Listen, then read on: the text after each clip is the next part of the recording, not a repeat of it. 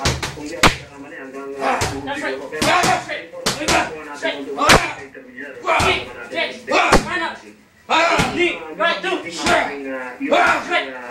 Maaaring na namupa. Kasi yung bagong building nila, yun daw ay mataas, kaya hindi naman daw ito inabot. Pero nakita natin, even yung mga, kasi Hawi, nire-renovate at pinoconstruct yung bagong building ng US Embassy. Yung mga nakita natin kanina, yung around 9 p.m., nakita natin, yung mga construction workers, even sila, hindi nakita tayo, mga experts, mga senior, mga Amerikano, nakita natin na ay yung kanilang mga SUV na mga nagusong pa, no? Talagang lumabas sila mula doon sa US Embassy compound sa taas, yung ikaw. So pati mga empleyado sa US Embassy, mga American diplomats, stranded pa rin siguro sa loob ng kanilang mga opisina. Dumaan na sila nila.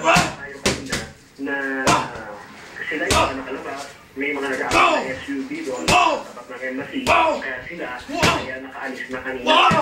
Doon, Hawi, itong sinasabing sa'yo, itong pa-southbound, pa-southbound kasi ang tapat ng embassy ng Boulevard. Pero yung pa-north, nakikita rin natin na wala rin ang daan doon. Yung mga ibang restaurant nga sa gilid ng Ross Boulevard, yung mga kilalang pizza store, mga kilalang mga coffee shop, ay talagang sarado ngayon.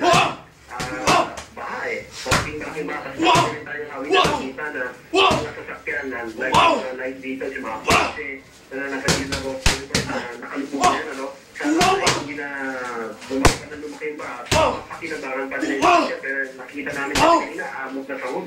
Yung mga sasakyan, yung mga amok ng bahay, lalo na doon yung mga tapat ng museo ng bata, yung mga nakaparada ng sasakyan doon, marami sa mga employees na pumasok kanina na nakaparada na doon, eh talagang kinakain na tubig ba. Kaya simple pag-iingat Hawi ating mga ipagpayo sa ating mga kababayan. Dahil yan sa mga nakikita natin lang na mga signs ay nangangambang bumagsak. Dito sa Maynila, yung mga dito Hawi, mayroong mga traffic light dito sa Maynila, sa mga kalsada natin. Yung mga nakalagay na pedestrian crossing. Kung may nakalaylay na halos, bakit may mga putili? lalo na yung mga nag-drive, dapat iwas-iwasan nila yung mga tapat nito. Baka kasi sa sobrang lakas ng hangin, mabagsakan pa sila, ay mapahamak sila. Hindi ka nga Okay, pinapayagan mag-ingat yung kayo mga ng crew bus. mo. Ian, maraming salamat. Ian Crew, mula Maynila. Ipinagpalitan. Okay, yan po ang video ngayon sa harap ng US Embassy. Itong kinuwento kanina ni Ian Cruz na napakataas na raw ng tubig sa Ross Boulevard. Kaya kanselado na ang mga services ng US Embassy. Nag-uwian na rin pati ang mga construction workers mula dyan sa construction site ng bagong building.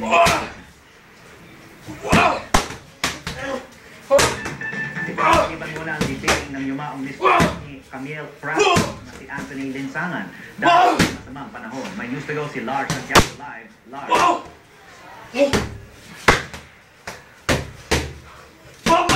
Lars, come in, Lars. Maaaring naputo yung koneksyon. Babalikan natin sa Lars Santiago para sa kanyang ulan.